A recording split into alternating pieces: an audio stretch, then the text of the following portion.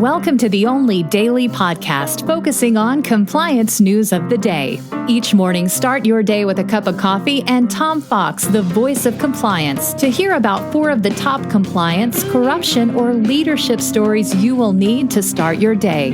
The Daily Compliance News is a production of the Compliance Podcast Network. May 23, 2020, the Something Smells edition. And we start off with that story from the World Economic Forum as new research reveals the true extent of corruption in fisheries. Fish products have become an indispensable part of our dining cuisine, and most fish are caught locally, and many eat fish that are caught in another part of the world.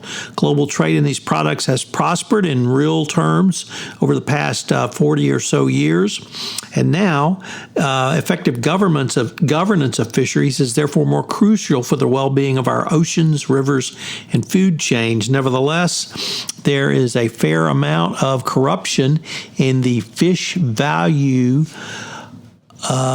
chain, and it is around production, corruption in fisheries, and corruption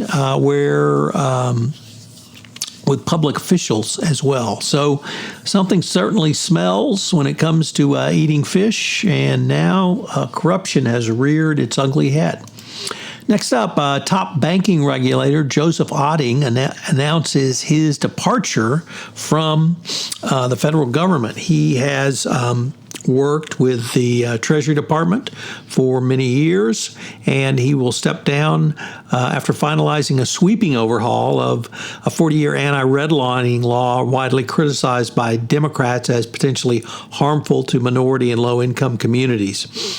He did not offer a reason for his departure. He worked on several really huge cases, including Wells Fargo, the financial crisis from 2008, and obviously this current crisis as well as the J.P. Morgan case. So we're losing a top regulator.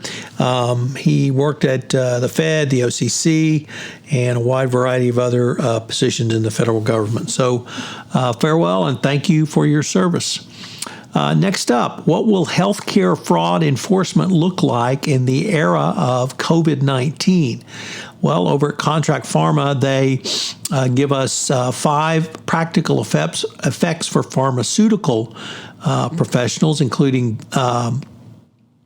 recent enforcement actions, what the government may be doing going forward, including the government will obviously have a watchful eye. Healthcare rules have been relaxed for additional flexibility, but don't expect that to be a panacea. The government will likely cast a skeptical eye on a practitioner who seeks to profit from COVID-19. The government is rightly devoting many resources to experimental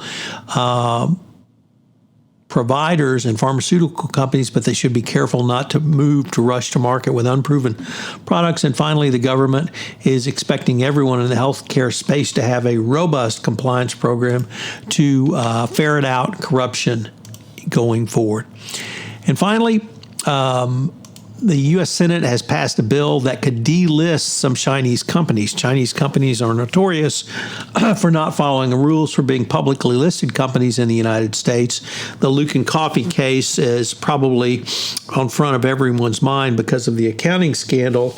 And now the Senate, in a bipartisan manner, has passed a bill which would delist companies who fail to provide information as required under standards for U.S. listing. So a welcome addition to U.S. laws going forward, and now we'll see what happens in the House and, of course, if the president will sign it. Here's hoping you have a safe and sound and you make healthy lifestyle choices this Memorial Day weekend. I hope you'll check out this month's 31 Days to a More Effective Compliance program, where I'm focusing on written standards.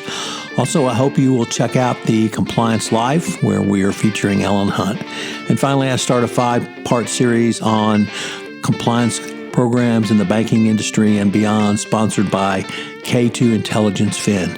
Check all those out this week on the Compliance Podcast Network. Thanks for listening.